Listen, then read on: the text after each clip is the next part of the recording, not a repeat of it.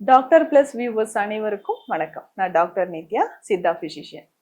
சிறுநீரகம் தொடர்பான பிரச்சனைகளோ இல்ல பாதிப்புகளோ இருக்கும்போது, இப்போ குறிப்பா சொல்லணும்னா யூரினரி ட்ராக் இன்ஃபெக்ஷன் அடிக்கடி ஒரு சிலருக்கு ஏற்படுது.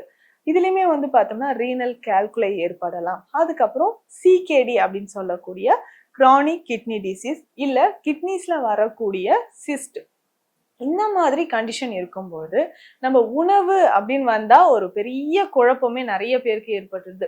இந்த குழப்பத்துல நம்ம என்ன பண்ண போறோம், ஸோ எந்த மாதிரியான உணவுகள் நம்ம சாப்பிட போறோம்ன்றது ரொம்ப ரொம்ப முக்கியம். ஸோ உணவு முறைகள்ல இந்த கன்ஃபியூஷன் இருந்துகிட்டே இருக்கும். என்ன காய்கறிகள் நான் சாப்பிடலாம், எந்த மாதிரி நம்ம காய்கறிகளை நம்ம சாப்பிடலாம் அப்படின்னு.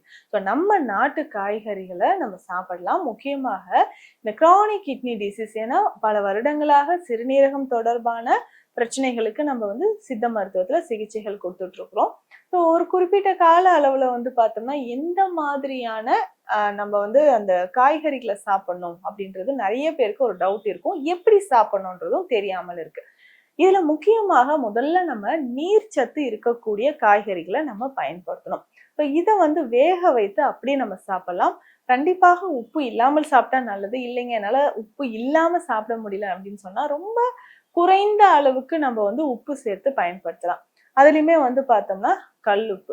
ஸோ கல்லுப்பு அப்படின்னு சொல்லும்போது இதுல முருங்கை இலை போட்டு வறுத்து அந்த உப்பை கொஞ்சம் அளவுக்கு நம்ம பயன்படுத்திக்கலாம். அதுக்கப்புறம் இந்துப்பு மிக குறைந்த அளவுக்கு நம்ம பயன்படுத்திக்கலாம். ஸோ இந்த மாதிரி தான் நம்ம உப்போட அளவை நம்ம பயன்படுத்தி சாப்பிடணும். ஒரு நாளைக்கு கண்டிப்பாக 1 to 2 கிராம் அளவு உப்பு எடுத்துக்கணும். ஸோ அந்த காய்கறிகளை நம்ம வேக வைத்து லேசா தாளிதம் பண்ணி அதுக்கப்புறம் அந்த காய்கறிகளை நம்ம சாப்பிடலாம். இது பொதுவாக நீர்ச்சத்து இருக்கக்கூடிய காய்கறிகளுக்கு. இப்போ புடலங்காய், பீர்க்கங்காய் இதுதான். ஸோ இதை நம்ம சாப்பிடும்போது கொஞ்சமா சிறுபருப்பு சேர்த்து இதை கூட்டு மாதிரி சாப்பிடும்போது சிறுநீரகங்களுக்கு ரொம்ப நல்லது அப்படின்னு சொல்லலாம்.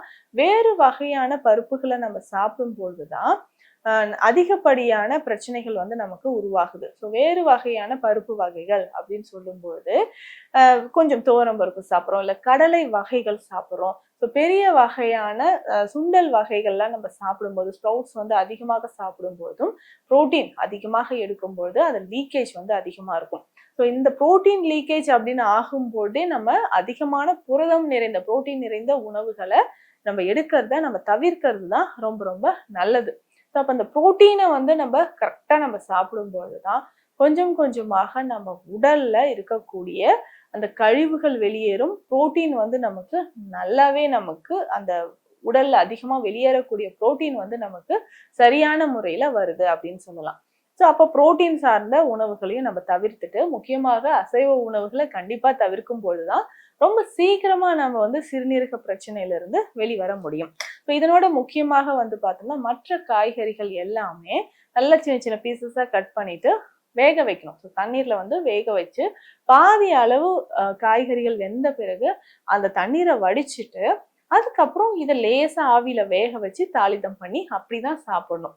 அதாவது அந்த தண்ணீரை வடிச்சு வேக வச்ச தண்ணீரை லேசா வடிச்சிட்டு அதுக்கப்புறம் நம்ம லீச் பண்ணி சாப்பிடும்போது அதிகமான இந்த பொட்டாசியம் சத்துக்கள் நம்ம உடல்ல சேராமல் இருக்கும், பேலன்ஸ்டா இருக்கும்னு சொல்லலாம். அப்போ சிறுநீரகம் நமக்கு பேலன்ஸ்டா இருப்பதற்கு, அதோட ஃபங்க்ஷன் நார்மலா இருக்கிறதுக்கு இந்த மாதிரியான காய்கறிகளை நம்ம பயன்படுத்திக்கணும். அடுத்ததாக இந்த கீரை வகைகள்லாம் நான் பயன்படுத்தலாமா அப்படின்னு கேட்டீங்கன்னா, இப்போதைக்கு கீரை வகைகள் பயன்படுத்த வேண்டாம். ஆரம்பத்துல அப்படின்னு பார்த்தோம்னா மூக்கிரட்டை கீரையோ வெந்தய கீரையோ நம்ம பயன்படுத்திக்கலாம். வேறு எந்த வகையான கீரையும் பயன்படுத்த வேண்டாம். ஏன்னா அது சிறுநீரகம் பாதிப்புக்கு உள்ளாகிறதுக்கான வாய்ப்புகள் இருக்கு. ஸோ இப்போ இந்த சிறுநீரக கற்கள் இருக்கு அப்படின்னா காய்கறிகள்ல அதிகமாக நீர்ச்சத்து நிறைந்த காய்கறிகள், முள்ளங்கி, வாழைத்தண்டு, பீன்ஸ் இதுல எல்லாமே நம்ம அதிகமா கவனம் செலுத்தி நம்ம சாப்பிடும்போது சிறுநீரக கற்கள் நமக்கு வெளியாக ஆரம்பிக்கும். ஸோ இதுவே கிரானிக் கிட்னி டிசீஸ் அப்படின்னு சொல்லக்கூடிய பிரச்சனை இருந்துச்சுன்னா அந்த சிகேடி அப்படின்னு சொல்லக்கூடிய problem, so chronic kidney disease சரியாகிறதுக்கு நிறைய வழிமுறைகள் இருக்கு. அதையும் நம்ம ஃபாலோ பண்ணிக்கிறோம்.